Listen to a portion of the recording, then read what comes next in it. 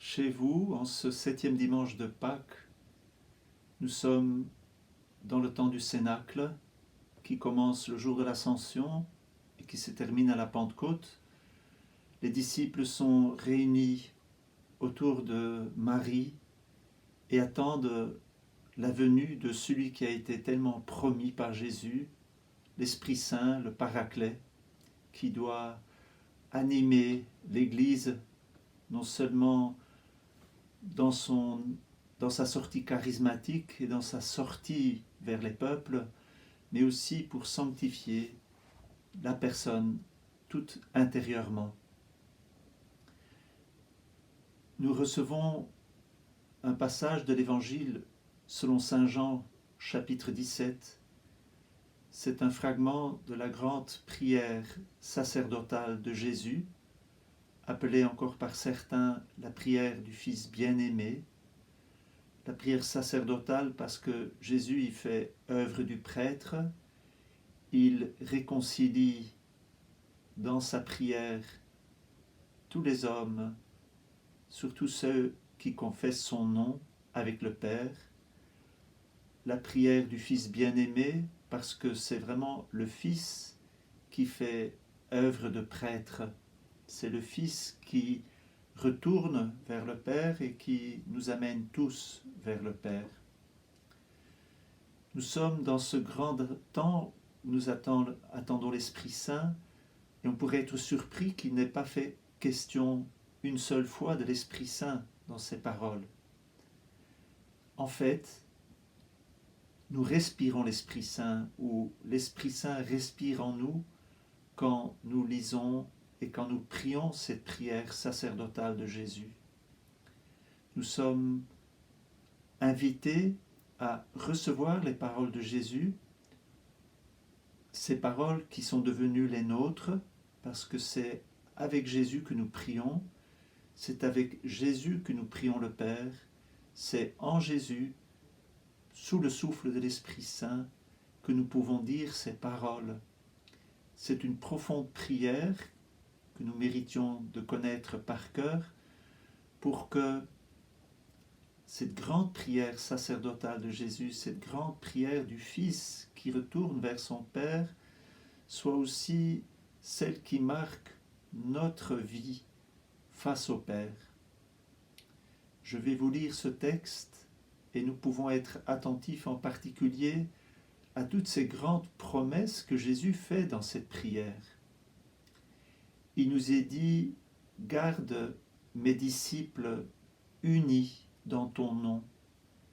Donc c'est vraiment ce que Jésus réalise à travers sa croix, sa mort, sa résurrection, par le don du Paraclet. Garde mes disciples unis dans ton nom. Sanctifie-les dans la vérité. Nous sommes sanctifiés dans la vérité par le passage de Jésus, par le don du Saint-Esprit, Paraclet. Et garde-les du mauvais. Nous sommes gardés du mauvais parce que Jésus a réalisé pour nous le salut. S'il est dans le sein du Père, s'il est dans son royaume, nous y participons puisque nous sommes membres de son corps.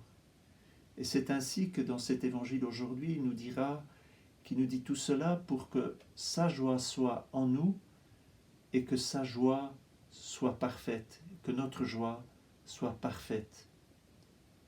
Il dit cela pour que nous soyons entre nous dans l'unité et que nous soyons sanctifiés dans la vérité. Que notre vie donc soit plus simple et sans doute plus contemplative, sachant que notre vie, elle s'accomplit dans cette union avec le Père, dans cette union avec Jésus, dans l'Esprit Saint et dans cette union entre nous. Je lis donc ce texte de Jean 17. En ce temps-là, les yeux levés au ciel, Jésus priait ainsi. Père Saint, garde mes disciples unis dans ton nom, le nom que tu m'as donné, pour qu'ils soient un comme nous-mêmes. Quand j'étais avec eux, je les gardais unis dans ton nom, le nom que tu m'as donné, J'ai veillé sur eux, aucun ne s'est perdu, sauf celui qui s'en va à sa perte, de sorte que l'écriture soit accomplie. Et maintenant que je viens à toi, je parle ainsi dans le monde, pour qu'ils aient en eux ma joie et qu'ils en soient comblés. Moi je leur ai donné ta parole, et le monde les a pris en haine, parce qu'ils n'appartiennent pas au monde, de même que moi, je n'appartiens pas au monde. Je ne prie pas pour que tu les retires du monde, mais pour que tu les gardes du mauvais. Ils n'appartiennent pas au monde, de même que moi, je n'appartiens pas au monde. Sanctifie-les dans ta vérité, sanctifie-les dans la vérité, ta parole est vérité. De même que tu m'as envoyé dans le monde, moi aussi je les ai envoyés dans le monde, et pour eux je me sanctifie moi-même, afin qu'ils soient eux aussi sanctifiés dans la vérité. Cette extraordinaire prière, ce don si grand, nous enseigne à prier. Il nous faut répéter cette prière, demander à l'Esprit Saint que nous puissions la garder dans notre cœur, que nous puissions la prier avec Jésus. C'est vraiment Jésus qui nous enseigne à prier. Et puis c'est l'Esprit Saint qui respire en nous, qui prie en nous quand nous lisons cette parole. Nous comprenons combien la prière est simple, puisque c'est la prière de Jésus dans laquelle nous sommes invités d'entrer. Nous sommes invités à rentrer, à prier en Jésus, avec Jésus. Et donc, nous obtenons tout ce que Jésus a désiré, puisque nous sommes sanctifiés dans la vérité par Jésus. Nous sommes consacrés dans la vérité. Nous sommes consacrés dans cette parole que le Père nous donne. Nous sommes unis entre nous puisque Jésus réalise cette unité. Nous sommes gardés du mauvais. Nous n'avons pas à craindre. Tout nous est acquis par Jésus. Puissions-nous désirer cela. C'est sûrement ce que le Seigneur veut nous donner à travers la Pentecôte qui vient.